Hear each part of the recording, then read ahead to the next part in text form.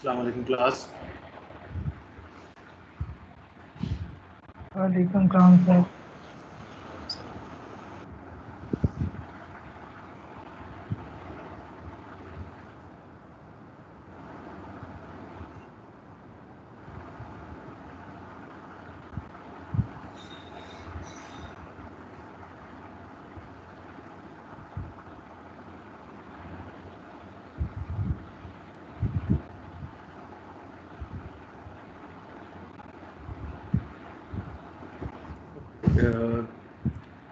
इस वीक से हम लोग जो हैं वो अपने मैटलैब के इंट्रोडक्शन से स्टार्ट करेंगे। तो जो भी हमने प्रीवियसली वेवफॉर्म्स को ऑब्ज़र्व किया है अपने ग्राफ्स के फॉर्म के अंदर जो आपकी बुक्स के ऊपर अवेलेबल हैं सिग्नल सिस्टम की, हम जो है वो ट्राई करेंगे कि उन वेवफॉर्म्स को प्लॉट कर सकें यूजिंग मैटलैब कोड्स। और उस मैटलैब कोड को जो है वो लिखने के लिए आपको जो है सबसे पहले मैटलैब का थोड़ा सा आइडिया होना चाहिए कि कैसे आप मैटलैब के अंदर कोड को लिख सकते हो। और मैटलैब का जो इंटरफेस है, कुछ स्टूडेंट्स को उसका ऑलरेडी आइडिया होगा और कुछ स्टूडेंट्स के लिए मे बी वो न्यू हो। तो उनको हम जो है वो स्टार्ट करते हैं बिल्कुल बेसिक से कि मैटलैब का जो है वो इंटरफेस कैसे होगा और कहाँ पे आपने जो है वो इंस्ट्रक्शंस को लिखना है, और इंस्ट्रक्शंस को लिखने के लिए आपने कौन कौन से जो है वो टूल्स को यूज़ करना है, और कैसे आप एक ग्राफ को प्लॉट कर सकते हो। और उसकी प्लॉटिंग के लिए आपने जो है वो कौन सी कमांड्स को जो है वो अपने एडिटर के ऊपर लिखना है। तो बेसिक से स्टार्ट करते हैं। और मीनवाइल अगर आपका ड्यूरिंग द डिस्कशन कोई क्वेश्चन होगा तो आप मुझे वहाँ पे स्टॉप कर सकते हो। Excuse me sir. तो यस सर एक क्वेश्चन है 3.16 एग्जांपल से, वो एक पॉइंट की समझ नहीं है। 3.16 एग्जाम्पल से क्वेश्चन है आपका, उसको एंड टू एंड देखते हैं। आप सेपरेट मुझसे जो है वो कंसल्ट कर लीजिएगा उसको। Okay sir. ओके, सो मैटलैब के विंडो का जो इंटरफेस होगा वो मेरे पास जो यहाँ पे वर्जन अवेलेबल है वो है मैटलैब 2015 और उसका बी है हमारे पास। तो आप मे बी आपके पास डिफरेंट जो है वो इंस्टॉल हो, लेकिन समहाउ आपका जो है वो इंटरफेस सेम ही होगा। तो इंटरफेस में हमारे पास कुछ विंडोज़ हैं जिनके ऊपर हमने जो है वो काम करना है, अपने प्रोग्रेस को चेक करना है, अपने वेरिएबल्स को एनालाइज करना है। और वो जो विंडोज़ हैं उनमें सबसे पहली विंडो आपकी कमांड विंडो है। अब कमांड विंडो में आपको यहाँ पे जो है वो एक ग्रेटर देन के दो साइन नज़र आ रहे होंगे, और उसके बाद एक कर्सर जो है वो आपसे कमांड के लिए डिमांड कर रहा है। यहाँ पे हम अपनी इंस्ट्रक्शंस को लिखेंगे, ठीक है। तो फॉर एग्जांपल हम यहाँ पे लिखते हैं कोई एक वेरिएबल x, जस्ट हमने x लिखा इक्वल टू, और उसकी वैल्यू को हम 1 कर देते हैं। तो x इज इक्वल टू 1।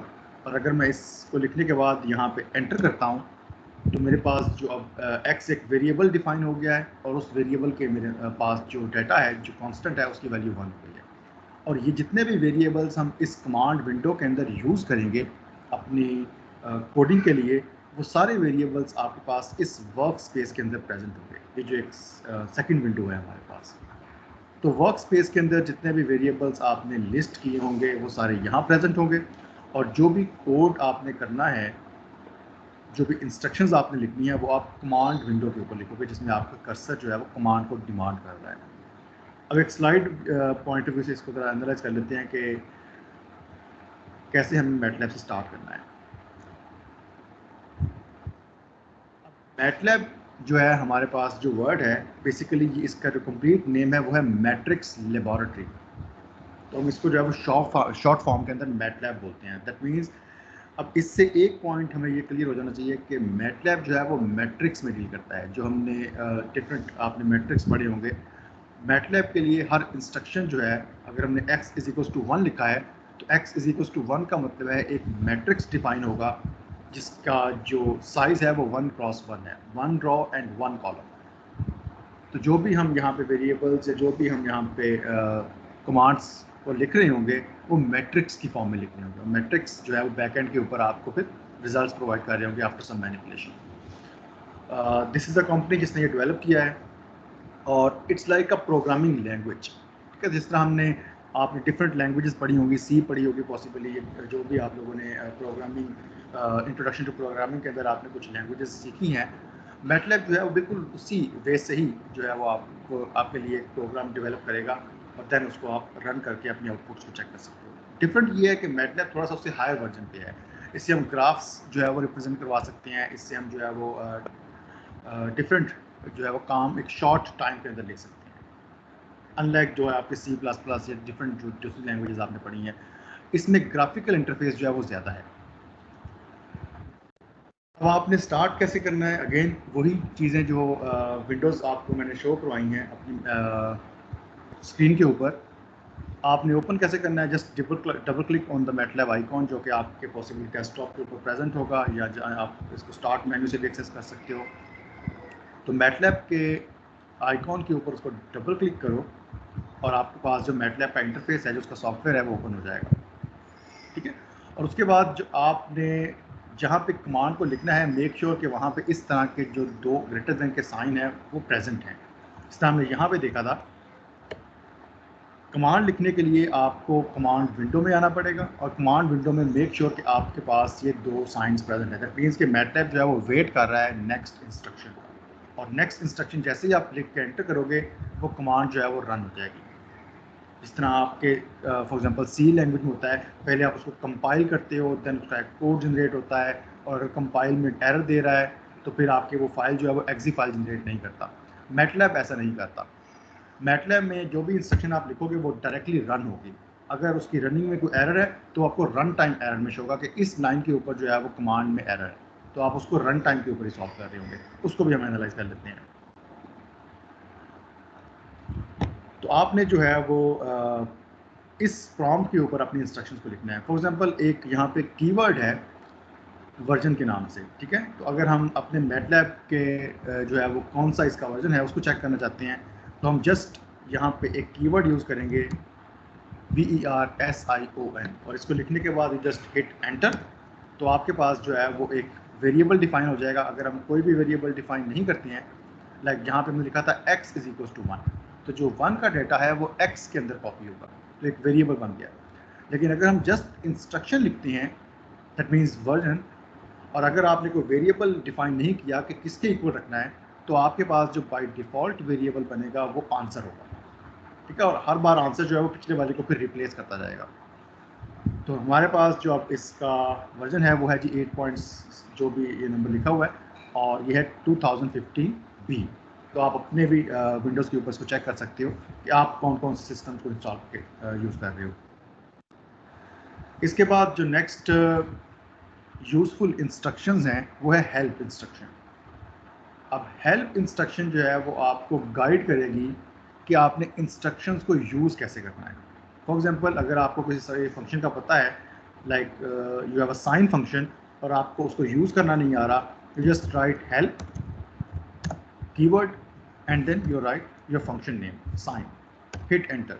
तो साइन से रिलेटेड आपने उसको कैसे यूज़ करना है, उसमें जो है वो आपने वेरिएबल्स को कैसे पास करना है, उसका वो सिंटेक्स आपको प्रोवाइड कर देगा। तो साइन की हेल्प में उसने लिखा है कि आपने इस फंक्शन को यूज़ करना है इस फॉर्मेट के अंदर, और अगर आप इस फॉर्मेट के अंदर इसको यूज़ करते हो तो आपके x वेरिएबल का साइन फंक्शन डिफाइन हो जाएगा। जो भी फंक्शन होगा उसकी साइन की वैल्यू आ जाएगी। अगर हमें ये तो है ना कि हमारे पास एक फंक्शन का सिंटेक्स का हमें आइडिया करना है, लेकिन हमें फंक्शन का नेम पता है। लेकिन अगर आपको फंक्शन के नेम का भी आइडिया नहीं है, then you will use look for instruction, ठीक है। तो आप कहोगे लुक फॉर कीवर्ड और देन आप उसका नेम लिख दो जो उसका आपका इंग्लिश नेम होगा, बिकॉज हमें उसकी कमांड का आइडिया नहीं है। तो उसको जब आप एंटर करोगे तो उस जो है वो वर्ड से रिलेटेड जितनी भी हेल्प आपके मैटलैब के ऊपर होगी वो सारी आपको प्रोवाइड कर दी जाएगी। और ऑब्वियसली ये आप पूरे इंस्ट्रक्शंस के अंदर सर्च कर रहा है तो दिस विल टेक टाइम, ठीक है। तो आपका साइन जो वेरिएबल है, जो साइन आपकी इंस्ट्रक्शन है, वो इन सारी कमांड्स के अंदर यूज़ हो रही है। तो आपको जो भी फंक्शन आप यहाँ से चाहिए वो आप यहाँ से यूज़ कर सकते हो। फॉर एग्जाम्पल हमें जस्ट साइन चाहिए था, you can use just sine function, ठीक हो गया। उसके बाद डॉक्यूमेंटेशन जो है वो भी स्टिल यही काम करती है कि आपको फुल डिटेल प्रोवाइड कर देगी कि इस फंक्शन के अंदर बैकएंड पे क्या हो रहा है और ये कैसे परफॉर्म करता है।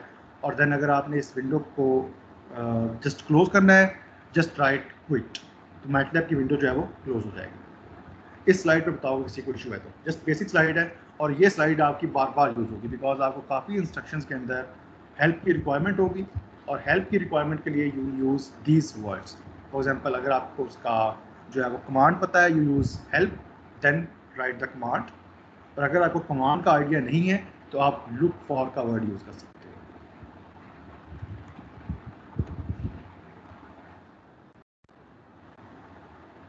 ओके, अब मैटलैब के अंदर आपने वेरिएबल्स डिफाइन करने हैं, आपने फंक्शंस डिफाइन करने हैं, आपने फाइल के नेम्स को जो है वो सेव करना है किसी एक नेम के साथ। तो जो टूल्स हैं वो ये हैं। सबसे पहला जो इम्पोर्टेंट पॉइंट है वो ये है कि आपकी मैटलैब की जो लैंग्वेज है मैट्रिक्स लेबोरेटरी की, वो केस सेंसिटिव है।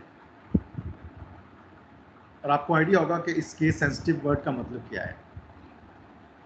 ठीक है, अगर हम अपने वर्ड को कैपिटल लेटर्स में लिख रहे हैं और देन उसको स्मॉल लेटर्स में लिख रहे हैं, वो दोनों डिफरेंट वेरिएबल्स कंसिडर होंगे। फॉर एग्जांपल नेम, जिसमें सारे के सारे वर्ड जो हैं वो कैपिटल हैं, और देन जो है वो एन कैपिटल और बाकी सारे लोअर केस हैं, ये दोनों जो वेरिएबल्स डिफाइन होंगे ये डिस्टिंक्ट होंगे। ठीक है, तो इनके अंदर आप डिफरेंट वैल्यूज़ को स्टोर कर सकते हो और मैटलैब बिल्कुल डिस्टिंग्विश रखेगा। और जो भी इंस्ट्रक्शंस आप लिख रहे हो वो सारी लोअर केस के अंदर लिखनी है। फॉर एग्जांपल हम यहाँ पे लिख सकते हैं साइन ऑफ एक्स, आपको उसका आंसर मिल जाएगा और एक्स के अंदर हमने 1 का डाटा स्टोर किया हुआ था, और जो भी आंसर यहाँ पे हमने वेरिएबल में उसको स्टोर नहीं किया तो उसने उसको आंसर में स्टोर कर दिया है। और अगर हम लिखते हैं लेट्स सपोज के y is equals to sine of x, तो जो डेटा होगा वो आपका y के अंदर स्टोर हो जाएगा। ठीक है, तो अब आंसर में भी डेटा है और आपके y के अंदर भी डेटा है, ताकि हम इसको वापस किसी नेक्स्ट इंस्ट्रक्शन के अंदर यूज़ भी कर सकें। और आपका जो वेरिएबल का नेम है वो ऑलवेज किसी एक लेटर से स्टार्ट होगा। वो कैपिटल लेटर हो सकता है, वो स्मॉल लेटर हो सकता है, ये किसी नंबर से स्टार्ट नहीं हो सकता। ठीक है, तो आप यहाँ पर ये नहीं लिख सकते that means 2 is equals to 1 या 2x is equals to 1, this will generate an error, because आपका जो वेरिएबल है वो x2 हो सकता है लेकिन 2x नहीं हो सकता। तो फर्स्ट आपका जो है वो अल्फ़ाबेट आएगा, वो कैपिटल है या स्मॉल है, डजेंट मैटर, देन आप उसके अंदर कोई नंबर्स या कोई स्पेशल कैरेक्टर्स जो है वो लिख सकते हो। कुछ कैरेक्टर्स जो हैं वो रिजर्व्ड हैं। फॉर एग्जांपल आपके ये जो मैंने लिस्ट किए हुए हैं, इनको आप किसी भी वेरिएबल के अंदर यूज़ नहीं कर सकते। ठीक है, तो ये आप ऑब्वियसली ये अगर रिजर्व्ड है तो इनकी जो है बैकएंड के ऊपर कोई फंक्शनैलिटी होगी और इनको हम 1 बाय 1 देख भी रहे होंगे।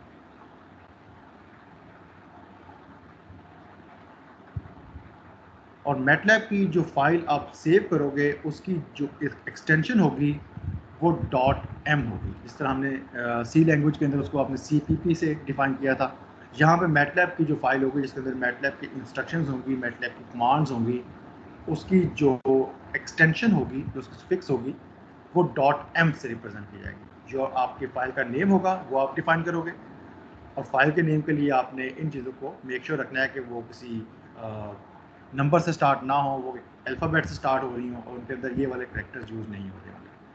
और देन जो उसकी एक्सटेंशन जो आप फाइल की टाइप रखोगे दैट शुड बी .m। इनको हम जो है वो नेक्स्ट किसी इंस्ट्रक्शन में यूज़ भी कर लेंगे।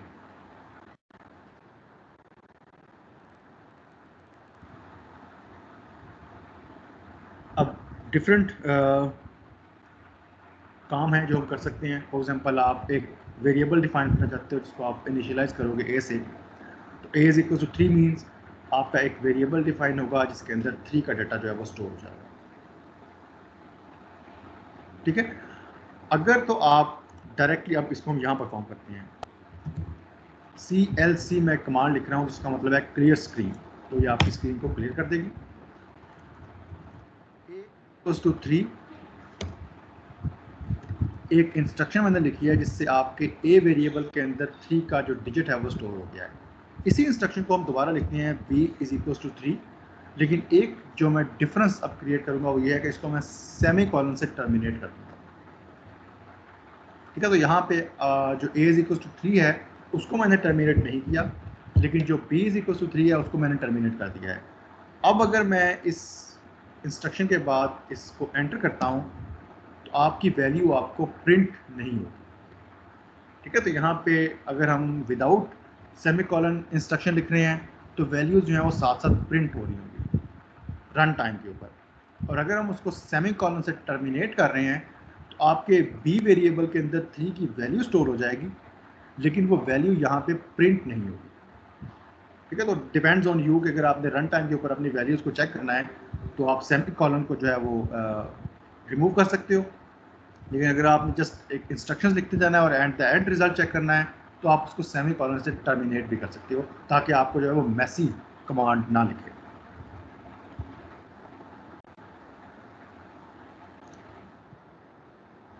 Okay, this slide is very important, और ये पॉसिबली आपके हर एक कोड के अंदर यूज होने वाली है। फर्स्ट स्लाइड के अंदर एक एक्स वेरिएबल डिफाइन हो रहा है, उस एक्स वेरिएबल में नेक्स्ट जो हमने ऑपरेटर लिखा है, जो हमने कमांड लिखी है, वो 1:2 एंड 9। अब इसका मतलब क्या है, इसको हम यहाँ परफॉर्म करते हैं। मैं अगेन अपनी स्क्रीन को क्लियर कर रहा हूँ ताकि हमारे पास मैसी काम ना हो। हमने लिखना है x is equals to first was 1, 2, sorry not comma, colon, then colon 9। अब अगर आप यहाँ पे सेमी कॉलन यूज़ करोगे तो आपके लिए प्रिंटिंग नहीं होगी, लेकिन जस्ट वेरिएबल स्टोर हो जाएगा। लेकिन अगर आप सेमी कॉलन यूज़ नहीं कर रहे तो आपके साथ साथ को प्रिंटिंग भी कर रहा होगा। अब इस इंस्ट्रक्शन का मतलब क्या है, इसको हम 3 पार्ट्स के अंदर डिवाइड करेंगे। x जो है एक वेरिएबल है, उसके अंदर ऑब्वियसली कुछ डेटा स्टोर होना है, लेकिन वो डेटा क्या है उसको हम राइट साइड वाली इक्वेशन से देखते हैं। अब राइट साइड के अंदर जो फर्स्ट डिजिट आप यूज करोगे वो आपका स्टार्टिंग पॉइंट होगा, कि हमने काउंटिंग जो है वो स्टार्ट किस पॉइंट से करनी है, what will be the starting point. जो आप लास्ट पे लिख रहे हो that will be your ending point. तो मतलब यहाँ से हमें ये चीज़ अब आइडिया हो जाना चाहिए कि हमने काउंटिंग करनी है 1 to 9, लेकिन मिडिल में अगर आप एक और कांस्टेंट देखो तो उसकी वैल्यू 2 है।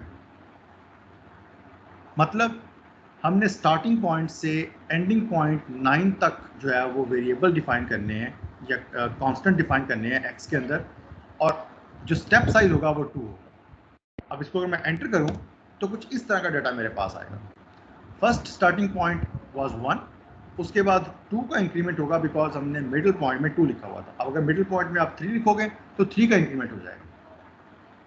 नेक्स्ट पॉइंट जो है वो 2 के बाद 3 आ जाएगा, उसके बाद 2 का फिर इंक्रीमेंट होगा, नेक्स्ट पॉइंट 5 होगा, देन 7 होगा और देन 9 होगा। और ये है जी आपके अंदर एक्स वेरिएबल के अंदर जो डाटा अब स्टोर हुआ है, और ऑब्वियसली ये एक मैट्रिक्स है। ठीक है। तो इस मैट्रिक्स में हम कह सकते हैं कि इसकी एक सिंगल रो है और 1, 2, 3, 4 एंड 5 कॉलम्स हैं। और इसी डेटा को हम वर्क स्पेस के अंदर भी चेक कर सकते हैं, where your x variable is equal to 1, 3, 5, 7 and 9। 1 cross 5 का ये मैट्रिक्स डिफाइन हो गया है। तो मैटलैब में अगर आप स्केलर क्वांटिटी भी लिखोगे वो भी आपके लिए जो है वो मैट्रिक्स फॉर्म में ही बनेगी। इस तरह अगर हमने a इज इक्वल टू 3 लिखा था, a इज इक्वल टू 3 का मतलब है कि a एक मैट्रिक्स है जिसका साइज जो है वो 1 क्रॉस 1 है। तो हर एक वेरिएबल, हर एक कांस्टेंट मैट्रिक्स लेबोरेटरी के अंदर मैट्रिक्स फॉर्म में आएगा। ठीक है। अब एक तो काम हम ये कर सकते हैं कि स्टार्टिंग पॉइंट दें, एंडिंग पॉइंट दें और मिडिल में स्टेप दे दें। दूसरा काम हम ये कर सकते हैं कि हम वेरिएबल लिखें y is equals to something starting point colon your ending point, और मिडिल वाला वेरिएबल जो है या मिडिल वाला जो कांस्टेंट है उसको हम स्किप कर दें। अब बाय डिफ़ॉल्ट मैटलैब क्या करेगा, स्टार्टिंग से स्टार्ट करेगा और एंडिंग तक चलेगा, और स्टेप साइज को वो बाय डिफ़ॉल्ट 1 कर देगा अगर हम स्टेप साइज प्रोवाइड नहीं कर रहे। अगर हम स्टेप साइज प्रोवाइड कर रहे हैं दैट मीन्स कि आपके पास जो कांस्टेंट डिफाइन होंगे वो उस स्टेप साइज से होंगे फ्रॉम स्टार्टिंग टू एंडिंग। लेकिन अगर हम स्टेप साइज डिफाइन नहीं कर रहे, हम जस्ट स्टार्टिंग और एंडिंग वैल्यू दे रहे हैं, तो बाय डिफ़ॉल्ट जो स्टेप साइज है वो 1 होगा। तो हर एक नेक्स्ट कांस्टेंट डिफाइन होने के लिए प्रीवियस कांस्टेंट के अंदर 1 का इंक्रीमेंट हो जाएगा। यहाँ पे यही वाला काम हो रहा है। 1 to 9 तक जो है वो आप डिफाइन कर रहे हो कांस्टेंट्स x के अंदर with a step size of 2। तो हमारे पास जो है वो x कुछ इस फॉर्म के अंदर डिफाइन हो जाएगा। लेकिन अगर आप 3 और 5 लिख रहे हो और मिडिल वाला स्टेप साइज डिफाइन नहीं कर रहे, तो आपके पास 3 से लेकर 5 तक कांस्टेंट डिफाइन होंगे विद द स्टेप साइज 1। हर एक के अंदर 1 का इंक्रीमेंट होता जाएगा। एक और वे भी है, हम x को जो है वो खुद से भी डिफाइन कर सकते हैं। ये तो हमने जस्ट एक इंस्ट्रक्शन लिख दी। हम x को लिख सकते हैं, let me just clear the screen first ताकि मिस्टेक्स ना हो।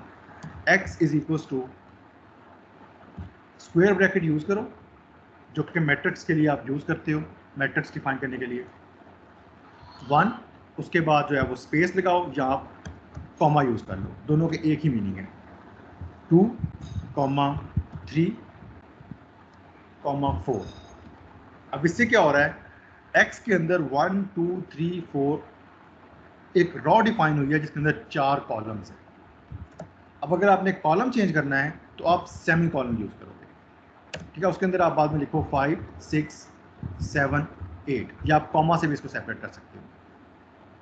और उसके बाद मैं आपके स्क्वायर ब्रैकेट कर रहा हूँ क्लोज। अगर मैं अब इस इंस्ट्रक्शन के बाद एंटर यूज करता हूँ तो x के अंदर कुछ इस तरह से डेटा स्टोर होगा, ठीक है। अब इसमें क्या हो रहा है, अब जो मेरा x डिफाइन हुआ है ये 2x4 का एक मैट्रिक्स है। और जब आपने रॉ डिफाइन करनी है तो आप कॉमा यूज कर सकते हो या आप स्पेस यूज कर सकते हो। जब आपने नेक्स्ट कॉलम डिफाइन करना है तो आपने उसको सेमी कॉलम से उस कॉलम को पहले एंड करना है, फर्स्ट वाले को, देन आप सेकंड के लिए लिखोगे। तो 1, 2, 3, 4 एक रो बन गई, उसके बाद सेमी कॉलन आ गया तो नेक्स्ट हम कॉलम में शिफ्ट हो जाएंगे। 5, 6, 7, 8 जो है वो नेक्स्ट रो डिफाइन हो जाएगी। तो एक्स के अंदर जो है आप इस तरह से हम उसको 4x2 का एक मैट्रिक्स डिफाइन कर सकते हैं। इसमें हमारे पास 4 रोज होंगी, सॉरी 2 रोज होंगी और 4 हमारे पास कॉलम्स हैं, 2x4। सर अगर हम इनमें से किसी एक रो के अंदर एक एंट्री ज़्यादा लिख दें और दूसरी में कम हो तो then MATLAB will do this, ठीक है। तो मैट्रिक्स को डिफाइन करने के लिए आपको मैट्रिक्स के लॉस का आइडिया होना चाहिए, यस सर। ठीक है। तो डायमेंशंस आपकी चेंज नहीं हो सकती। अगर मैट्रिक्स के ऊपर जो है वो 4 बनाए हैं आपने, 4 कॉलम्स है, तो नीचे वाले के अंदर भी फिर 4 कॉलम्स होने चाहिए, otherwise MATLAB will generate an error और आपको वो कहेगा कि मैट्रिक्स जो है वो कंसिस्टेंट नहीं है। तो आपको जो है वो जैसे ही आप इंस्ट्रक्शंस को यूज़ कर रहे हो, जैसे ही आप उसको रन करोगे, अगर उसमें एरर है, साथ ही मैसेज का जो एरर है वो पॉप हो जाएगा ऊपर और आपको आइडिया हो जाएगा कि ये वाली इंस्ट्रक्शन जो है वो एग्जीक्यूटेबल नहीं है बिकॉज ऑफ दी जो भी एरर था। अब दूसरा पॉइंट ये है कि हम x को डिफाइन कर सकते हैं किसी भी साइज के मैट्रिक्स के अंदर, और रूल क्या है, रॉज के अंदर स्पेसिंग करनी है तो आप जो है वो कॉमा यूज़ कर लो या आप स्पेस यूज़ कर लो। नेक्स्ट कॉलम डिफाइन करना है तो आप सेमी कॉलम से उसको पहले टर्मिनेट कर दोगे और then you will use square brackets. अब अगर इसमें से किसी एक स्पेसिफिक एलिमेंट को मैंने एक्सेस करना है नेक्स्ट किसी काम के लिए, या कोई भी हमारे पास कोडिंग की डिफरेंट रिक्वायरमेंट हो सकती हैं, तो आप लिखोगे वेरिएबल x। अब लेट्स सपोज कि मुझे ये इनमें से कोई एक एलिमेंट चाहिए जो एक स्पेसिफिक रॉ नंबर पे और स्पेसिफिक कॉलम नंबर के ऊपर प्रेजेंट है। तो अगर मैं लिखूँ x 2, 2, इसका मतलब है सेकंड रॉ और सेकंड कॉलम का जो भी नंबर है वो प्रेजेंट होना चाहिए। तो सेकंड रॉ और सेकंड कॉलम में हमारे पास जो है वो 6 है, तो 6 का डेटा हमारे पास आ जाएगा। अब इस तरह से आप किसी भी एंट्री को एक्सेस कर सकते हो यूजिंग दी लोकेशन। 1, 2 करोगे तो फर्स्ट रॉ और सेकंड कॉलम से डेटा आ जाएगा एंड सो ऑन। एक और वे है, अगर मैं लिखता हूँ x ऑफ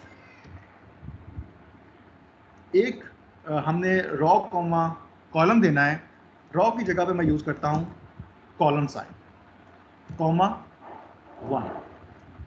अब इस इंस्ट्रक्शन का मतलब ये है कि फर्स्ट कॉलम सिलेक्ट हो और रॉ नंबर जो है वो मैं डिफाइन नहीं कर रहा, रॉ जो है वो कंप्लीटली कंप्लीट आएगी। तो इसका जो आंसर होगा वो कुछ इस तरह से होगा, फर्स्ट कॉलम के अंदर दोनों ही एलिमेंट्स जो हैं वो आ जाएंगे 1 और 5। तो जो कॉलम साइन जो है इसका मतलब ये है, अगर हम इसको ब्रैकेट्स के अंदर यूज़ कर रहे हैं, एवरी रॉ जो फर्स्ट कॉलम को रिप्रेजेंट कर रही है। नेक्स्ट क्या हो सकता है, अगर मैं इसकी जगह पे 1 लिख देता हूँ या 2 लिख देता हूँ, और कॉलम की जगह पे अगर मैं रॉ जो है वो कॉलम यूज़ कर लेता हूँ, इससे क्या होगा, फर्स्ट रॉ के अंदर जितने भी कॉलम्स हैं वो मुझे एक्सेस हो जाएंगे, और इसी वजह से हम सेकंड रॉ को भी एक्सेस कर सकते हैं। सेकंड रॉ के अंदर जितने कॉलम्स हैं वो मुझे एक्सेस हो जाएंगे। ठीक है, इस तरह हम जो है वो किसी भी स्पेसिफिक एंट्री को, किसी भी स्पेसिफिक एलिमेंट को, या किसी भी स्पेसिफिक कॉलम को या रॉ को इंडिविजुअली भी एक्सेस कर सकते हैं। और ऑब्वियसली यस, सर ये दोबारा रिपीट कर रहा हूँ। मैं इसको रिपीट कर देता हूँ। हमारे पास एक वेरिएबल x डिफाइन हुआ है, उस वेरिएबल x के अंदर जो डाटा है वो कुछ इस फॉर्म का है कि उसके अंदर जो है वो 2 रॉज हैं एंड 4 कॉलम्स हैं।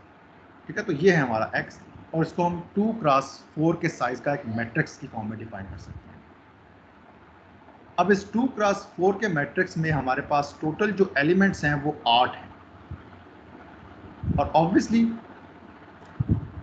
इसके चांसेस हैं कि आपको 8 एलिमेंट्स में से किसी एक स्पेसिफिक एंट्री को एक्सेस करना है, आपने उस पर कुछ जो है वो नेक्स्ट प्रोसेस करना है। तो स्पेसिफिक एंट्री को एक्सेस करने के लिए आप उसका रॉ नंबर और उसका कॉलम नंबर यूज़ करोगे। x variable as it is आएगा, उस x वेरिएबल के अंदर रॉ नंबर 2 और कॉलम नंबर 2 से जो भी डेटा है वो पिक कर लो। तो आपको अगर चेक करो, आपकी रॉ नंबर 2 जो है वो ये, और आपका कॉलम नंबर 2 जो है वो ये है, 2 और 6। तो आपके पास 2,2 का जो एलिमेंट बनेगा वो 6 होगा। तो 6 जो है मैटलैब ने आपको डायरेक्टली प्रोवाइड कर दिया है फॉर फर्दर प्रोसेसिंग। ये तो है किसी एक स्पेसिफिक एलिमेंट को एक्सेस करना। 2,2 करोगे तो second row third column access हो जाएगा, sorry second row second column आ जाएगा। 2,3 करोगे सेकंड रो थर्ड कॉलम आ जाएगा, एंड इस तरह से आप डिफरेंट एलिमेंट्स को एक्सेस करते जा सकते हो।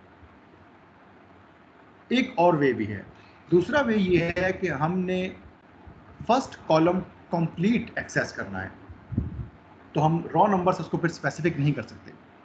तो अगर आपने फर्स्ट कॉलम कंप्लीट एक्सेस करना है तो आप रॉ नंबर की जगह पे कॉलन का साइन यूज कर लो। ठीक है, 2 डॉट्स वाला जो साइन होता है, तो इससे क्या होगा, रॉ नंबर डिफाइन नहीं होगा लेकिन कॉलम नंबर डिफाइन हो जाएगा। तो कॉलम नंबर में जितने भी एलिमेंट्स हैं वो सारे आ जाएंगे। दूसरे काम में क्या होता है, दूसरे काम में ये होगा कि हमारे पास अगर हम एक स्पेसिफिक रॉ को एक्सेस करना चाहते हैं लेकिन कॉलम हम डिफाइन नहीं करना चाहते, तो हम पूरी रॉ जो है वो लेना चाहते हैं। तो पूरी रॉ के अंदर आप उसका नेम लिखो 1 फॉर एग्जांपल फर्स्ट रॉ, और कॉलम की जगह पे आप जो है वो 2 डॉट्स यूज कर लो, कॉलन वाला सिंबल, तो आपके पास first row as it is आ जाएगी। Similarly you can access third row. अब अगर मैं लिखता हूँ x,3 एंड स्टेरिक, हम थर्ड रो एक्सेस करना चाहते हैं, और ऑब्वियसली थर्ड रो आपके x के अंदर एग्जिस्ट नहीं करती, मैटलैब विल जनरेट एरर। ठीक है, तो आपके जो इंडेक्स हैं जो हमने डिफाइन किए हैं वो आपके ओरिजिनल मैट्रिक्स से बाउंड करके बाहर निकल गए हैं, तो वो एक्सीड कर गए हैं, यहाँ पे हमारा डाटा डिफाइंड ही नहीं था। तो अगर हम जो है वो किसी ऐसे एलिमेंट को एक्सेस करेंगे जो कि प्रेजेंट ही नहीं है उस वेरिएबल के अंदर, MATLAB will give you error. ठीक है, इस तरह हम जो है डिफरेंट एंट्रीज को एक्सेस कर सकते हैं। इस तरह से लिख रहे हैं कि फॉर एग्जांपल x में आप जो है वो 1,2 वाला एलिमेंट एक्सेस कर लो, और इसको हम अगर किसी वेरिएबल के अंदर स्टोर नहीं कर रहे तो ऑटोमेटिकली वो आंसर वेरिएबल के अंदर स्टोर हो रहा है। लेकिन हम किसी इसको और वेरिएबल के अंदर भी स्टोर कर सकते हैं, like x is equals to x of 1,2। तो अब जो वेरिएबल डिफाइन हुआ वो a होगा और उसके अंदर जो है वो डेटा कॉपी हो जाएगा। और अगर मैं इसी इंस्ट्रक्शन को सेमी कॉलन से टर्मिनेट कर दूं तो डेटा असाइन हो जाएगा लेकिन उसकी प्रिंटिंग नहीं होगी। तो ये थोड़ा सा डिफरेंस है। ओके, अब दूसरा जो इम्पोर्टेंट पॉइंट है वो ये है, अगर हमने किसी एक वेरिएबल को डिफाइन कर रहे हैं या किसी भी इंस्ट्रक्शन को हम लिख रहे हैं और इंस्ट्रक्शन जो है वो आपकी इस विंडो से आउट हो गई है, मतलब हम वेरिएबल को लिखते जा रहे हैं और आपको लग रहा है कि आपको नेक्स्ट लाइन की रिक्वायरमेंट है इस पूरी इंस्ट्रक्शन को लिखने के लिए, या कोई एक ऐसी कॉम्प्लेक्स इक्वेशन है जो एक लाइन से एक्सीड कर रही है, तो नेक्स्ट लाइन में ट्रेवल करने से पहले आपने ये वाला जो है वो 3 डॉट्स यूज करने हैं। इसका मतलब है इससे नेक्स्ट में भी जो डाटा लिखा जाएगा वो इसी का एक कॉन्टिन्यूड वर्जन होगा। तो इसको वो एक ही लाइन में कंसिडर करेगा। Like x is equal to, हम कोई भी एक जो है मैट्रिक्स डिफाइन करने वाले हैं 1, 2, 3, इस तरह हम यहाँ पे डिफाइन कर रहे हैं। और अब लेट्स अज्यूम कि हमारे पास जो है वो यहाँ पे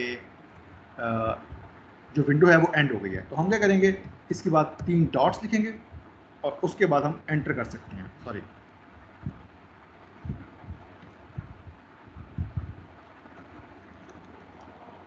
नेक्स्ट हम लिख सकते हैं 4, 5, 6 and you can end the bracket and then hit enter. तो ये एक ही इंस्ट्रक्शन है, ठीक है। दीज 3 डॉट्स मीन आपकी इंस्ट्रक्शंस जो हैं वो नेक्स्ट लाइन तक कंटिन्यू होंगी और जब तक आप उसको टर्मिनेट नहीं करोगे वो टर्मिनेट नहीं होगी, ठीक है। इस पॉइंट की अगर समझ नहीं तो पूछो। यहाँ पे यही चीज़ को डिफाइन कर रहा है। For x is equal to 1, 2, 3 then you can use 3 dots, और उन 3 डॉट्स का मतलब है the next line is the continuation. तो नेक्स्ट लाइन के अंदर बेटा जो है वो साथ कॉन्कैटिनेट हो जाएगा और x जो है वो कंप्लीट 1 to 6 डिफाइन होगा।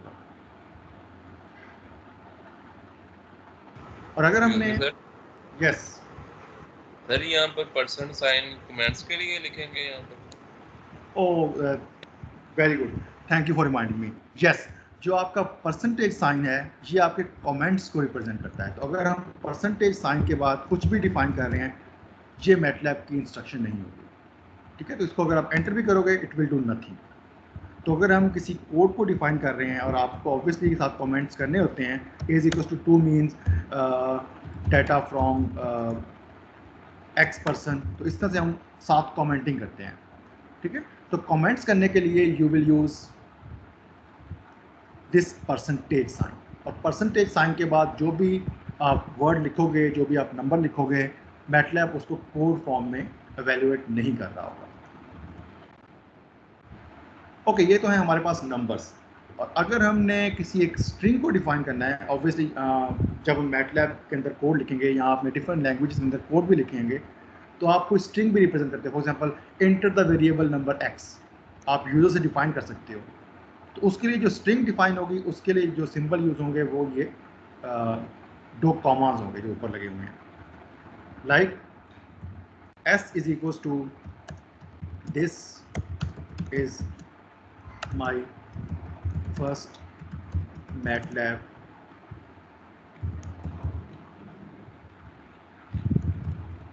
exercise, then you can end with the same symbol। और अगर आप इसके बाद सेमीकोलन यूज़ करते हो तो इंस्ट्रक्शन जो है वो प्रिंट नहीं होगी, लेकिन अगर आप सेमीकोलन यूज़ नहीं करते तो इंस्ट्रक्शन प्रिंट भी हो जाएगी, ठीक है। तो ये एक एस के अंदर एक स्ट्रिंग डिफाइन हो गई है जिसको हम यूज़ कर सकते हैं यूजर से इनपुट लेने के लिए, यूजर को आउटपुट देने के लिए, डिफरेंट पर्पसेस के लिए। ओके, कुछ और इम्पोर्टेंट जो है इंस्ट्रक्शन हमारे पास। अब ये इंस्ट्रक्शन जो हैं वो हमारे पास पीरियडिकली यूज़ होने वाली हैं नेक्स्ट कोर्स के अंदर और नेक्स्ट लैब्स के अंदर। CLC मैंने करके स्क्रीन को क्लियर कर दिया है। एक और वेरिएबल है क्लियर का।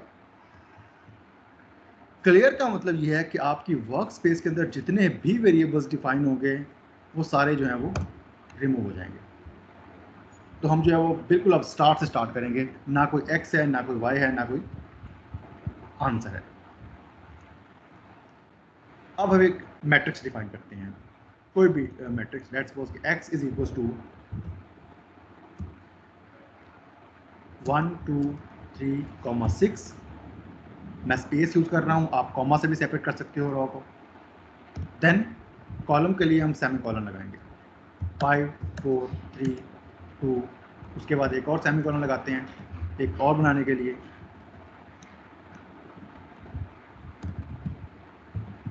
अब हम करते हैं एंटर। तो हमारे पास जो है वो एक एक्स मैट्रिक्स डिफाइन हुआ है जिसमें अंदर 3 जो हैं वो रॉज हैं और 4 कॉलम्स हैं, 3/4। अब एक कमांड है साइज की, कि आपने जो है वो चेक करना है कि इस एक्स जो भी डिफाइन किया हुआ है इसका साइज़ क्या है। साइज़ मीन कि इसमें कितने जो हैं वो रॉज हैं और कितने कॉलम्स हैं। तो आप लिखोगे size of X and you can just hit enter.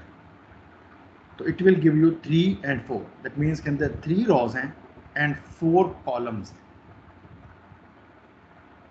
एक इंस्ट्रक्शन है लेंथ की, लेंथ ऑफ एक्स। इससे क्या होगा कि कॉलम्स और रॉस के अंदर जो भी डेटा मैक्सिमम होगा वो आपको लेंथ दे दी जाएगी।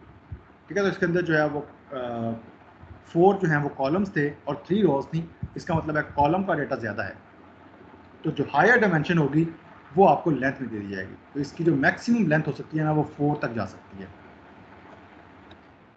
क्वेश्चन है NUMEL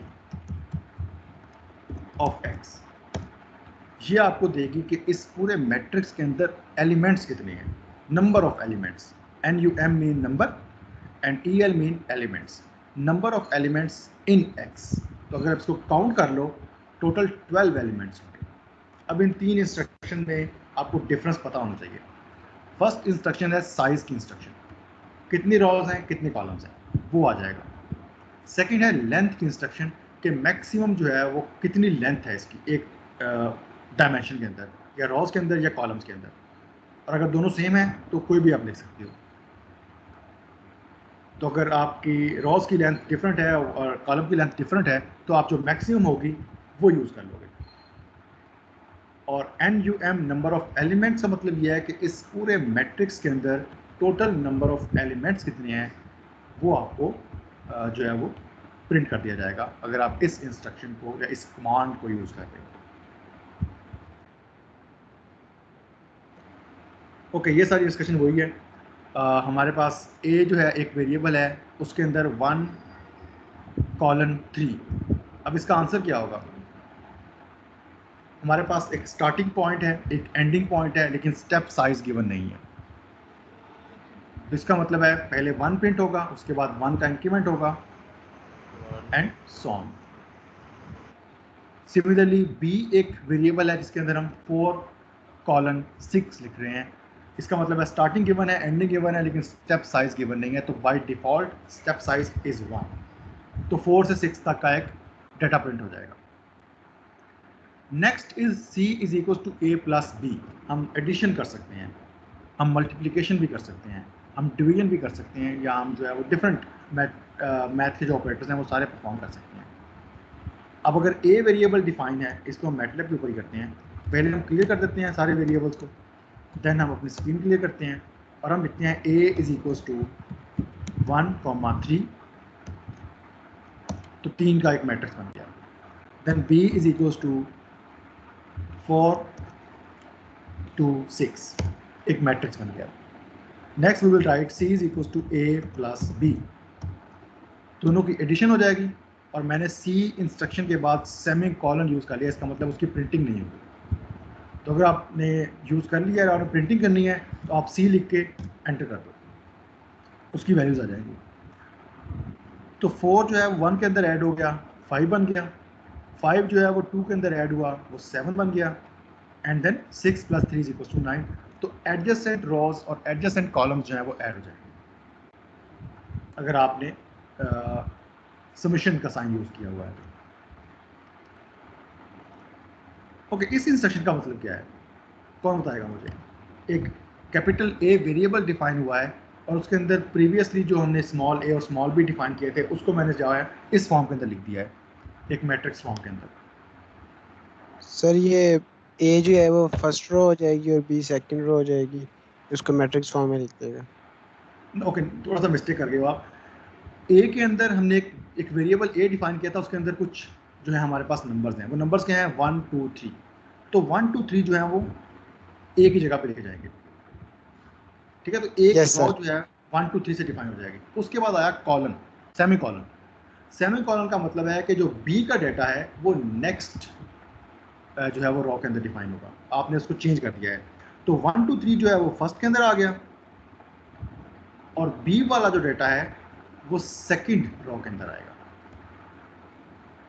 ठीक है, तो इसके अंदर आप जो है वो डिफरेंट वे से कर सकते हो। For example capital A is equals to small a comma B, इसको बंद कर देते हैं और अब जो है A जो है वो फर्स्ट रो है, B जो है वो सेकंड रो है।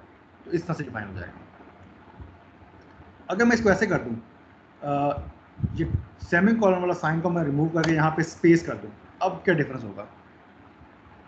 सर अब ए और बी की सारी एंट्रीज एक ही रो में प्रिंट हो जाएंगी। एक ही रो में प्रिंट हो जाएंगे, ठीक है। तो हमारे पास 1 2 3 पहले वेरिएबल में आया, उसके बाद बी वेरिएबल साथ ही अटैच है, तो उसके जो एलिमेंट्स हैं वो भी साथ ही आ जाएंगे।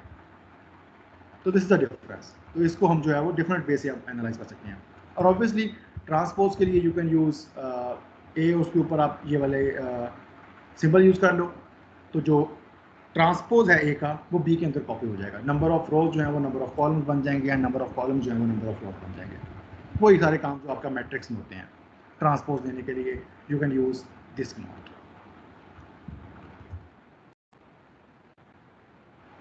ओके, दो वेरिएबल्स डिफाइन किए हुए थे हमने। अब उन दोनों वेरिएबल्स में अगर आपने मल्टीप्लिकेशन करनी है, अब यहाँ पे थोड़ा सा डिफरेंस है और इसको आपने अंडरस्टैंड भी करना है। मैट्रिक्स की मल्टीप्लिकेशन जो है वो डिफरेंट है नॉर्मल मल्टीप्लिकेशन से। पॉइंट समझ आ रहा है? मैट्रिक्स की मल्टीप्लिकेशन के लिए एक कंडीशन है, वो ये है कि number of rows in first matrix should be equal to the number of columns in the second matrix, otherwise वो multiplication नहीं करेगा। तो अगर हमारे पास जो है वो कुछ दो वेरिएबल्स हैं, इनको साथ साथ ही करते हैं ताकि जो है वो कंफ्यूजन ना हो। ए वेरिएबल हमने डिफाइन करवा लिया था, और ऑब्वियसली अगर आपने कोई इंस्ट्रक्शंस यूज़ करनी हैं तो you can use upper arrow, जो आपके कीबोर्ड के ऊपर 4 एरोज होते हैं, लेफ्ट राइट अप डाउन। आप अप एरो को यूज़ करके प्रीवियस इंस्ट्रक्शंस को भी यूज़ कर सकते हो, ठीक है। तो ये है आपका ए मैट्रिक्स, और बी ये चीज़ हमारा इक्वल टू ए का ट्रांसपोज, तो ए का बी मैट्रिक्स भी डिफाइन हो जाएगा। अब हम परफॉर्म करते हैं मल्टीप्लिकेशन। एक सी मैट्रिक्स डिफाइन करते हैं, इसमें ए स्टैरिक बी करेंगे और हमारे पास जो है वो इनकी मल्टीप्लिकेशन होनी चाहिए। तो ए मैट्रिक्स जो है वो बी के साथ मल्टीप्लाई हो गया है। Number of rows in the first column should be equal to number of columns in the second matrix, ठीक है। तो ये कंडीशन मीट करती है तो आपकी मल्टीप्लिकेशन हो गई है। लेकिन अगर ये कंडीशन मीट ना करती हुई तो आपको ये वाली इंस्ट्रक्शन एरर दे देगी, ठीक है। इसको चेक कर लेते हैं। बी मैट्रिक्स हम डिफाइन करते हैं 1, 2, 3 एंड इसको हम करते हैं क्लोज। अब बी मैट्रिक्स डिफरेंट है, तो उसी इंस्ट्रक्शन को मैं वापस हिस्ट्री से कॉल कर रहा हूँ यूजिंग अप एरो की, और अगर इस इंस्ट्रक्शन को मैं वापस कंटिन्यू करूँगा तो आपके मैट्रिक्स में एरर आ जाएगा। अब मल्टीप्लिकेशन नहीं हो रही, ठीक हो गया। तो ये थोड़ा सा डिफरेंस है। मल्टीप्लिकेशन करवाने के लिए आपके वो मैट्रिक्स वाली जो कंडीशन है वो फुलफिल होनी चाहिए। लेकिन अगर आपने एक तो मल्टीप्लिकेशन ये है ना कि वो मैट्रिक्स की मल्टीप्लिकेशन है, एक मल्टीप्लिकेशन है element by element multiplication. Like हमने एक जो है वो बी डिफाइन किया, और एक जो है हम डिफाइन कर लेते हैं आप new A is equals to 2, 3, 4, 5। दो मैट्रिक्स डिफाइन हो गए, ठीक हो गया। अब इन मैट्रिक्स के अंदर जो बी की वैल्यू है वो 1 2 3 है, और ए की वैल्यू जो है वो 3 4 5 है। हम यूज करते हैं C is equal to A asterisk B, which will generate error because matrix की वो कंडीशन फुलफिल नहीं हो रही है। ए है 3 4 5 और बी है जी 1 2 3। लेकिन अगर हमने एडजेसेंट एलिमेंट्स को मल्टीप्लाई करना है तो आपकी इंस्ट्रक्शन में कुछ चेंजिंग्स आ जाएंगी। C is equal to A asterisk B, और स्टैरिक से पहले आप डॉट यूज करो, तो ये थोड़ा सा डिफरेंस है। अगर आप जस्ट मल्टीप्लाई कर रहे हो इसका मतलब है मैट्रिक्स की मल्टीप्लिकेशन होगी, लेकिन अगर आप डॉट मल्टीप्लाई कर रहे हो तो फिर क्या होगा, आपके एलिमेंट बाय एलिमेंट मल्टीप्लाई होंगे। तो अब जो फर्स्ट एलिमेंट है वो फर्स्ट से मल्टीप्लाई हो जाएगा, सेकंड एलिमेंट जो है वो सेकंड से मल्टीप्लाई हो जाएगा, और थर्ड एलिमेंट जो है वो थर्ड से मल्टीप्लाई हो जाएगा। 3 into 1, 4 into 2 and then 5 into 3। इस तरह से आपके पास 3, 8 और 15 का आंसर आएगा। यही काम आपकी डिवीजन के ऊपर भी होगा। अगर आपने एलिमेंट बाय एलिमेंट डिवीजन करनी है तो आप dot divide use. Yes sir, हमने C पहले C is equal to A plus B किया, फिर C is equal to A multiply B किया। तो C सर एक ही वेरिएबल है, तो इसमें हम सारे मतलब ऑपरेटर्स कैसे यूज कर सकते हैं? ओके, C अगर एक ही वेरिएबल है और उसके अंदर आप मल्टीपल काम करते जा रहे हो ना, तो प्रीवियस डेटा जो है वो रिप्लेस होता जा रहा है। ठीक है। अगर आप यहाँ पे चेक करो, जो लेटेस्ट डेटा होगा ना वो सी के अंदर प्रेजेंट है, और प्रीवियसली डेटा जो है वो ऑब्वियसली फिर रिमूव हो गया है। और अगर मैं इस पूरे के बाद नेक्स्ट लिख दूँ ना सी इज इक्वल टू 1, तो आपका डाटा फिर से चेंज हो जाएगा, और अब प्रीवियस डेटा जो है वो रिप्लेस होकर सी इज इक्वल टू 1 बन गया है। तो ऑब्वियसली अगर आपको डाटा वापस चाहिए तो आपको वेरिएबल्स के नेम चेंज करने पड़ेंगे। ये तो हम जस्ट एक प्रैक्टिस के लिए कर रहे हैं, तो मैं एक ही वेरिएबल के अंदर उसको रिप्लेस करी जा रहा हूँ।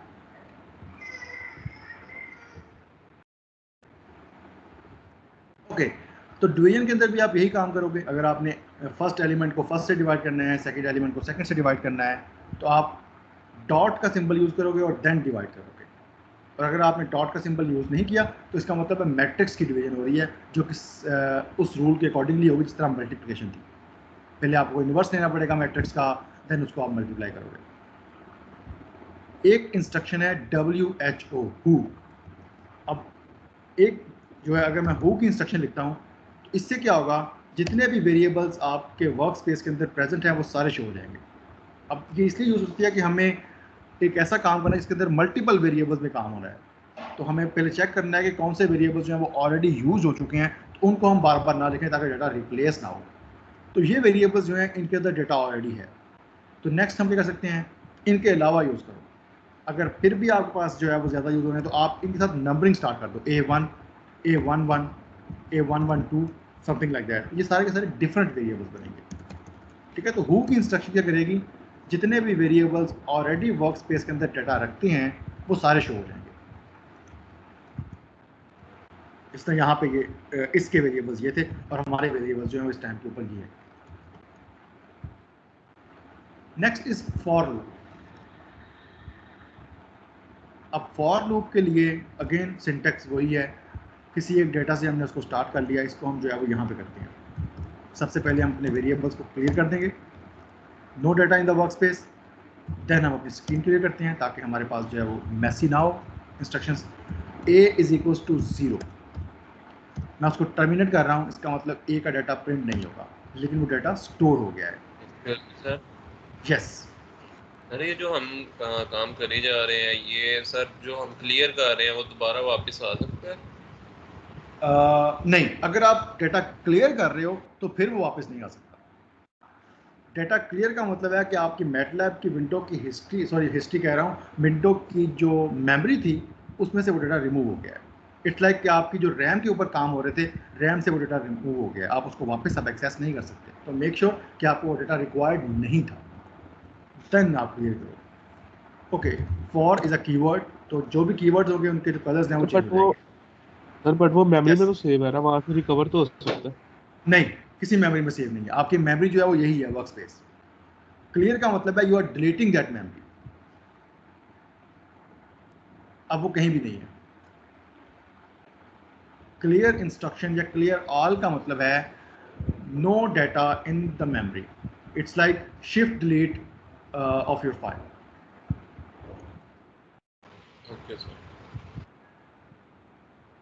अब हम जो है एक फॉर इंस्ट्रक्शन यूज़ करने वाले हैं और उसके अंदर एक वेरिएबल है j, और j equal to 1 then 2 dots then 5। अब इसका क्या मतलब है?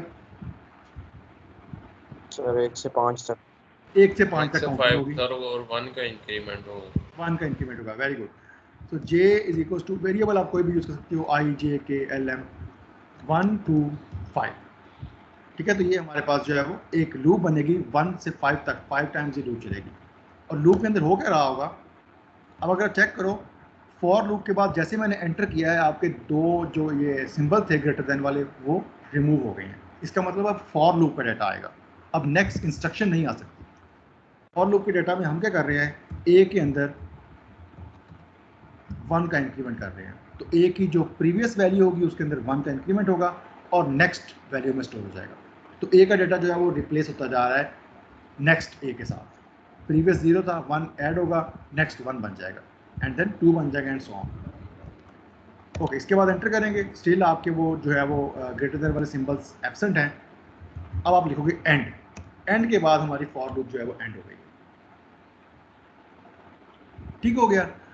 तो ये हमारे पास ए जो था वो 0 था, लेकिन आफ्टर सिमुलेटिंग दिस लूप ए के डेटा में 5 स्टोर हो गया है, क्योंकि हमारे पास जो लूप है वो 5 टाइम्स चली है। और एक एक इंस्ट्रक्शन के बाद हमने यहाँ पे सेमी कॉलन लिखा हुआ था। इसका मतलब है कि लूप ने आपको वो रन टाइम के ऊपर डेटा शो नहीं किया हुआ। इसको दोबारा लिखना है आपको, ताकि हम जो है वो रन टाइम के ऊपर देख सकें कि वेरिएबल्स कैसे बन रहे हैं। अब मैं कर रहा हूँ इस सेमी कॉलन को रिमूव कर रहा हूँ और ये राजी हमारे पास डेटा। फर्स्ट के अंदर वो 0 से 1 होगा, सेकंड के अंदर वो 0 से 2 1 से 2 हो जाएगा, देन वो 3 हो जाएगा, देन 4 हो जाएगा और देन 5 हो जाएगा। टोटल 5 टाइम्स लूप चलेगा, उसके बाद आप लूप से टर्मिनेट कर जाओगे। तो ये है रन टाइम चेक करने के लिए। लेकिन अगर आपको ये ऑब्वियसली अगर आपके पास मल्टीपल लूप्स हैं और मल्टीपल इंस्ट्रक्शंस हैं तो इस तरह का डेटा फिर आपके लिए मेस क्रिएट करेगा। तो आप इसको जो है वो सेमी कॉलन से टर्मिनेट करोगे ताकि आप एट द एंड ही रिजल्ट चेक करो। ओके, कुछ इंपॉर्टेंट जो वेरिएबल्स हैं उनमें सबसे पहला वेरिएबल्स है वंस। अब उसका भी कलर वही है, उसका भी कलर चेंज कर देता हूँ मुझे। एक है जी हमारे पास वंस। अब इस वंस का मतलब क्या है, इसको यहाँ देखते हैं। Again I am going to clear the variables, that means कि वर्क स्पेस के अंदर शिफ्ट डिलीट हो जाएगा। CLC clear the screen. I am defining a variable x और x के अंदर मैं लिख रहा हूँ ZEROS, zeros, वही इंस्ट्रक्शन, वंस या जीरोस कुछ भी हो सकता है, ब्रैकेट्स। अब वो डिमांड कर रहा है कि जीरोस क्या, तो हम कहेंगे जीरोस डिफाइन करो 1,2। मतलब एक मैट्रिक्स डिफाइन होगा जिसकी नंबर ऑफ रॉज जो है वो 1 है और नंबर ऑफ कॉलम जो है वो 2 है, और उस मैट्रिक्स के अंदर जो डाटा स्टोर होगा वो 0 होगा। तो 1/2 का मैट्रिक्स बन गया 0 से, सारे के सारे एलिमेंट्स पे जो डाटा है वो 0 है। इसी का जो दूसरा वेरिएंट है वो वंस है। वंस का मतलब ये है कि 1/2 का मैट्रिक्स बनेगा और हर एक एलिमेंट का डाटा जो होगा वो 1 होगा। ठीक है, तो ये थोड़ा सा डिफरेंस है। वंस हो गया, हमारे पास जीरोस हो गए, और ऑब्वियसली आप किसी भी नंबर ऑफ कॉलम्स और नंबर ऑफ रॉज को रिप्रेजेंट कर सकते हो। 3/3 बनेगा तो वो 3/3 का मैट्रिक्स बन जाएगा।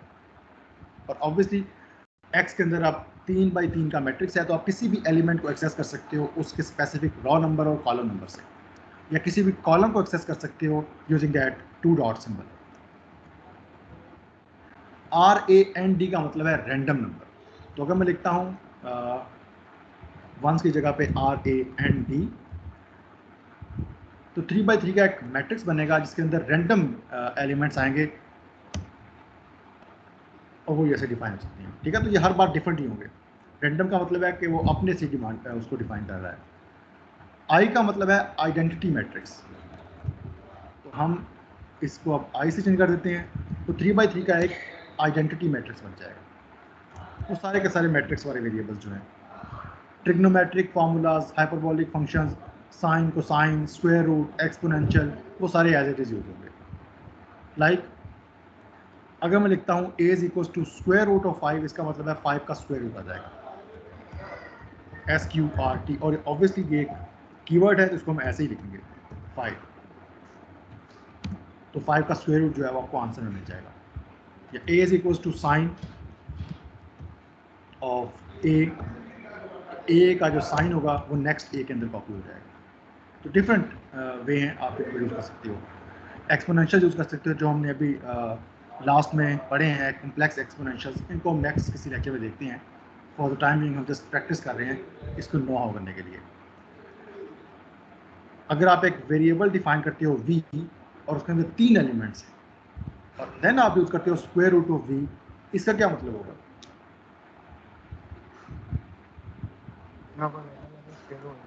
हर एक का अलग अलग स्क्वायर हो जाएगा, स्क्वायर रूट हो जाएगा। ठीक है, तो 1 का स्क्वायर रूट, 2 का स्क्वायर रूट एंड 3 का स्क्वायर रूट। इट्स लाइक कि हमारे पास एक x जो यहाँ पे हमने डिफाइन किए हुए थे ऊपर, लेट्स सपोज कि हम उसमें जो है वो ये वाला यूज़ कर लेते हैं। अब अगर इसके बाद आप यूज़ करोगे SQRT ऑफ x, तो हर एक एलिमेंट का स्क्वायर रूट जो है वो आपके पास आ जाएगा। Sorry, there is error, SQRT। ठीक है, तो फर्स्ट का स्क्वायर रूट यहाँ पे आ जाएगा, सेकंड का स्क्वायर रूट, थर्ड का, एंड देन सो ऑन। ये वही बात है जो हम कर चुके हैं। अगर आपने एक स्पेसिफिक कॉलम को एक्सेस करना है, एक स्पेसिफिक नंबर को एक्सेस करना है, स्पेसिफिक एलिमेंट को एक्सेस करना है, या आपने स्पेसिफिक जो है वो रॉ को एक्सेस करना है, तो उसके लिए you can use these commands. ये अगर आप कॉलम यूज़ कर रहे हो तो वो वाला जो है वो पूरे का पूरा रो आएगा या पूरे का पूरा कॉलम आ जाएगा। अगर आप दोनों में नंबर्स डिफाइन कर दो 1,1 तो एक स्पेसिफिक एलिमेंट एक्सेस हो जाएगा फर्स्ट रो और फर्स्ट कॉलम से।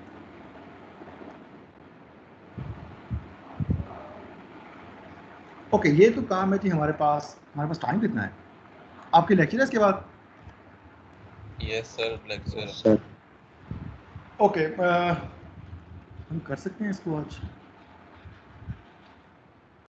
नहीं कर पाएंगे। एक काम करता हूँ, मैं ये स्लाइड जो है वो आप लोगों के साथ शेयर करता हूँ, ठीक है? आप लोगों के पास पॉसिबली मैटलैब जो है वो ऑलरेडी इंस्टॉल्ड होगा और इसके अंदर जस्ट इंस्ट्रक्शंस आपने कॉपी पेस्ट करके देखनी है कि ये करती क्या है, और देन हम जो है वो आपके प्रॉब्लम्स को डिस्कस करेंगे और सर, कुछ जो है वो task excuse me, perform sir. करेंगे। यस सर ये कमांड बता दें, आई की जो कमांड थी ये आइडेंटिटी मैट्रिक्स के लिए थी 3x3 की। आई की जो कमांड है वो आइडेंटिटी मैट्रिक्स के लिए है। Okay sir, thank you. अगर आपको किसी चीज़ का आइडेंटिटी ना हो रहा, जस्ट राइट हेल्प EYE, ठीक है? तो I means you are generating identity matrix और उसके सिंटेक्स हैं वो ये हो सकते हैं, ठीक है? आप कोई भी सिंटेक्स यूज कर सकते हो। आप m कॉमैंड लिखोगे इसका मतलब m/n का एक मैट्रिक्स बन जाएगा, इसके डायगोनल के ऊपर जो है वो 1s होंगे, बाकी सारे 0 होंगे। Just use help command. File को मैं जो है वो आपके लिंक के ऊपर शेयर कर देता हूँ। अब इसके अंदर डिफरेंट वेज हैं ग्राफ को प्लॉट करने के लिए, तो इसकी प्रैक्टिस जो है वो आप लोग जस्ट एक बार कॉपी पेस्ट करके चेक कर लो और देन हम जो है वो एक टास्क परफॉर्म करेंगे नेक्स्ट लेक्चर के अंदर, जो आप लोग और मैं साथ साथ कर रहे होंगे। और मेक श्योर कि नेक्स्ट क्लास से पहले आप सब जो है वो लैपटॉप्स के ऊपर मैटलैब इंस्टॉल्ड के साथ हो, ताकि जो काम मैं कर रहा हूँ वो साथ साथ आप भी कर रहे हो। इट्स लाइक लेबॉर्ट्री, हम एक लैब पर करेंगे, अब ये थ्योरी वाला लेक्चर अब नहीं होगा। Okay, let me. Excuse me sir. Yes sir इसका कोई पेपर वगैरह में भी कोई आएगा क्वेश्चन वगैरह? आई होप कि इसका हम जो है वो असाइनमेंट करेंगे। पेपर में मैं शायद इसकी कमांड्स में आपको ना जो है वो जज करूँ, बिकॉज कमांड्स याद करना जो है वो मैं नहीं समझता कि इज़ अ गुड टास्क। कुछ कमांड्स जो है वो ऑब्वियसली याद होती है, लेकिन एक कोड को अगर आप पेपर के ऊपर लिख रहे हो that is not a good practice. Code जो है वो ऑलवेज़ आप कंपाइलर के ऊपर लिखते हो ताकि हमें एरर्स का साथ साथ ही पता लगता रहे। और ऑब्वियसली पेपर के ऊपर लिखने से 100 चांसेस हैं कि आप एरर करोगे ही करोगे। इसकी हम असाइनमेंट कर लेंगे जो हमारे पास सेशनल मार्क्स के अंदर काउंट हो जाएगा। सर फिर क्विज 2 की जगह इसका असाइनमेंट कर लें। नहीं, क्विज 2 भी होगा और आपकी असाइनमेंट भी होगी, डोंट वरी। हमारे पास मार्क्स जो है वो 30 हैं आई थिंक सेशनल के अंदर, और एक क्विज हमारा 10 मार्क्स का हुआ है, पॉसिबली एक क्विज 10 मार्क्स का हमारा और हो जाएगा, और एक 10 मार्क्स की हमारी असाइनमेंट है, और उस असाइनमेंट के अंदर मैं आपको मैटलैब की असाइनमेंट दे दूँगा। इसके अंदर आपने खुद से कुछ कोड करना होगा, कुछ ग्राफ्स को प्लॉट करना होगा, जो काम हम कर चुके हैं, डिले करना है, स्केल करना है, रिवर्स करना है, वो सारे काम आप फिर मैटलैब में करके मुझे जो है वो रिटर्न करोगे। लेकिन ऑब्वियसली उसका अभी टाइम जो है वो आएगा जब आपको उसमें थोड़ी सी ग्रिप हो जाएगी। Okay sir. Let me stop the recording. Excuse me sir,